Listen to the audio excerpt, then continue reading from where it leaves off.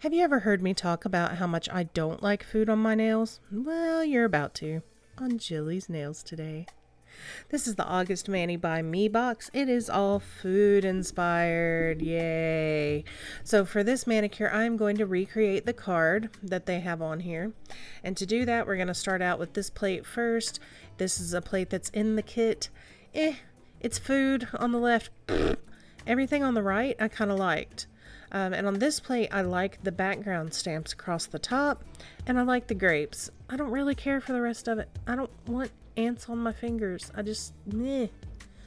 Anyway, this color is rind. This came in the box this month.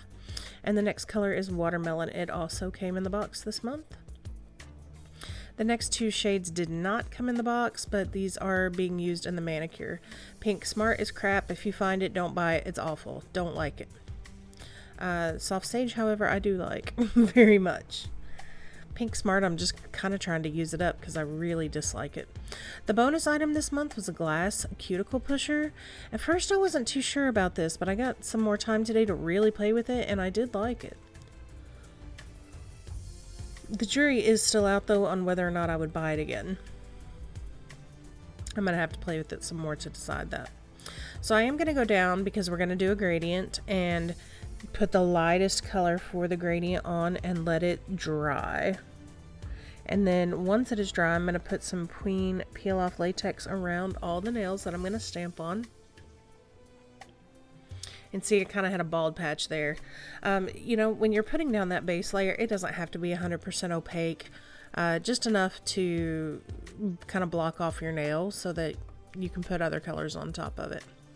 This is boba, I believe. It's from the coffee box. It's a great brown. I really like it. It's very rich. Look how chocolatey that looks.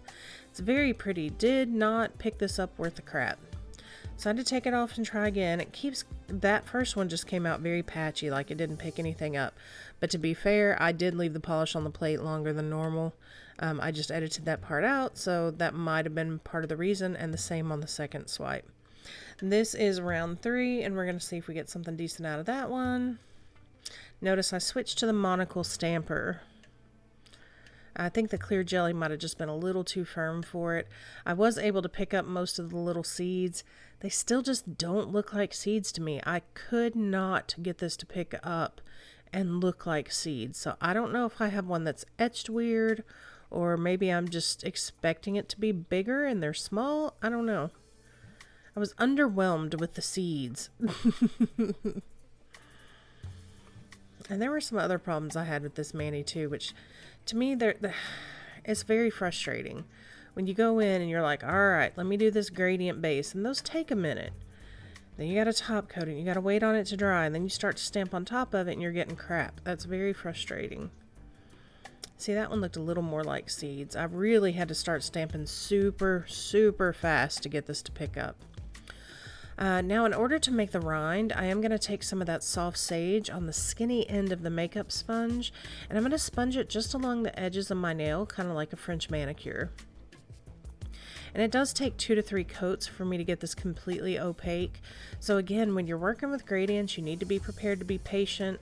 Let it have dry time. This is not a 30-minute manicure. This took about 90 minutes or so, about an hour and a half.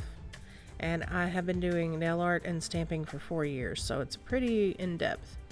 I might have also been watching Outlander and got a little distracted. That's all I'm saying.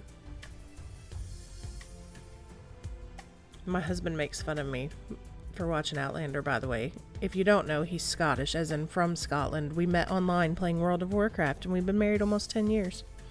So he likes to make fun of me. Okay, then I'm going to go in with this darker color that came in the box called Rind and just tap that along the very tiny edge of the end of my nail. This was not the directions in the order that the card described, but I didn't like it. I didn't like their directions, and I didn't like how they wanted us to do it. I think this is much easier than the directions they had on the card. Now, this little stamp right here, you're going to see at the end, make sure you watch all the way to the end so that you can see the photo. I do circle some areas where there are problems with this stamp. It just did not transfer. It was on the stamper, it just didn't transfer off. And this is all thin line stuff again, so I don't know. I shut the vent over that. I'm really not sure why it's acting up on me tonight. So after all of that is done, I'm going to go ahead and top coat. And if you look on those middle fingers, do you see there's nothing underneath the rind area?